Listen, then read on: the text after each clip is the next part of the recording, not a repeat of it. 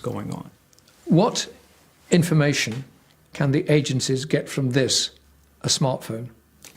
Who you call, what you've texted, the things you've browsed on your phone, the list of your contacts, the places you've been, the wireless networks that your phone is associated with, for example, at your home and your office. So the Smurf suite is a collection of capabilities specifically targeting the iPhone. Dreamy Smurf is the power management tool, which means turning your phone on or off without you knowing. Even if I've turned my phone off? Right. And then we've got Nosy Smurf. What's Nosy Smurf? Nosy Smurf is the hot miking tool. Hot miking is when you activate the microphone on a telephone as if it were having a call but without anybody dialing a call. So for example, if it's in your pocket, they can turn the microphone on and listen to everything that's going on around you. Even if my phone is switched off? Even if your phone's switched off, because they've got the other tools for turning it on. Tracker Smurf. What's Tracker Smurf? That's a geolocation tool which allows them to follow you with a greater precision than you would get from the typical triangulation of cell phone towers. Do those principles apply to other smartphones? Absolutely. What you want to think about is that a cell phone is a constantly connected location device that has a microphone attached to it. And if you were a surveillance agency, it's sort of a target that's simply too tempting to ignore. Another Snowden document revealed how GCHQ hacked data from a foreign country using a technique known as CNE. Computer network exploitation is basically digital espionage. You're trying to control things that you don't own through digital code, digital weapons, to gain information, intelligence about their operation. One of the documents that you revealed, again marked top secret, is about computer network exploitation.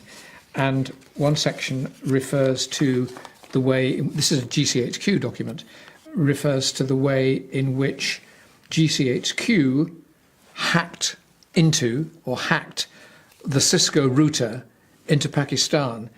And it says, this affords access to almost any user of the internet inside Pakistan. Now, how would they do that? So the way the internet works is you've got your computer on one end and you've got the other person's computer on the other. But in order to make that wire connect from here to here, it's got to go through network operators, network service providers.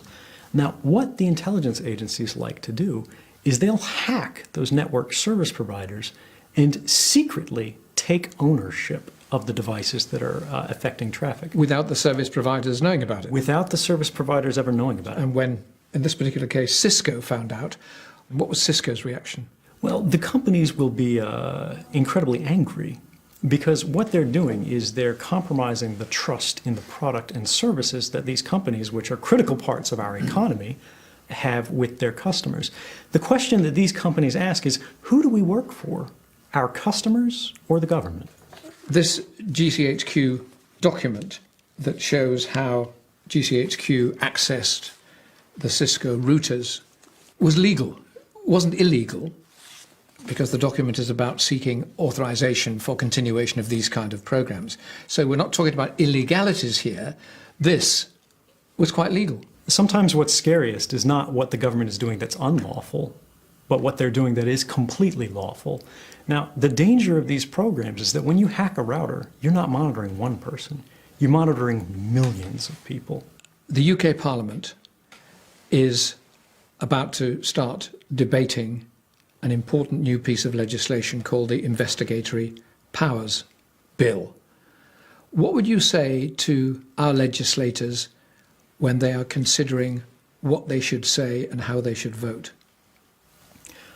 You need to impose a structure of oversight that will allow both members of government and the public to verify that their activities are proper and appropriate at all times, and that those who violate them can be held to account. I think the real question is, who is best positioned to assess the lawfulness of an intrusion into an individual's rights? A minister or a judge? When I look at it, it seems quite clear to me that the courts should be the place to resolve those controversies. On social media, at the moment, there appears to be a standoff between the social media companies, the Googles, the Facebooks, the Twitters, and the government. The intelligence agencies say, we need access to the material that you've got because we wish to identify the bad guys. The social media companies, or most of them, are saying, but wait a minute, our priority is privacy. Where do you stand on that? It's really a question of free enterprise. Who do companies work for? Do they work for their customers or do they work for governments? And remember, if a company begins accepting requests to break the security of their communications for one government, they have to do it for all of them or they'll be excluded from the markets. You mean they have to do it for the Russian government, Right. the Chinese government? Precisely. If we say we'll build a backdoor for the United Kingdom to be able to search for terrorists, the Chinese will immediately come forward and say, if you want to sell your product in China, you have to provide us with the same capability. Do you remember this photograph? Perhaps a reminder of happier days? That's Michael Hayden, the former director of the NSA and the CIA. General Michael Hayden, who's not one of your biggest fans, says this is the most serious hemorrhaging of American secrets in the history of American espionage, and it set back US intelligence capabilities by years, if not decades. Aren't you a traitor?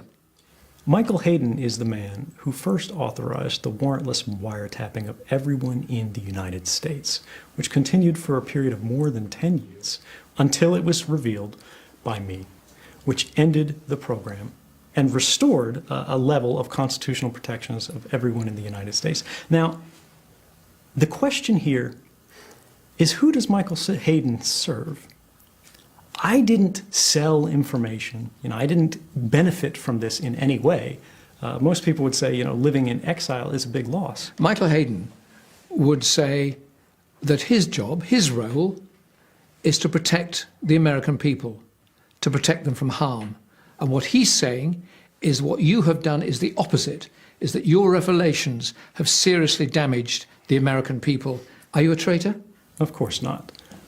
The question is, if I was a traitor, who did I betray? I gave all of my information to American journalists and free society generally. Who is the government working for? Are they working for the people or are they working against us?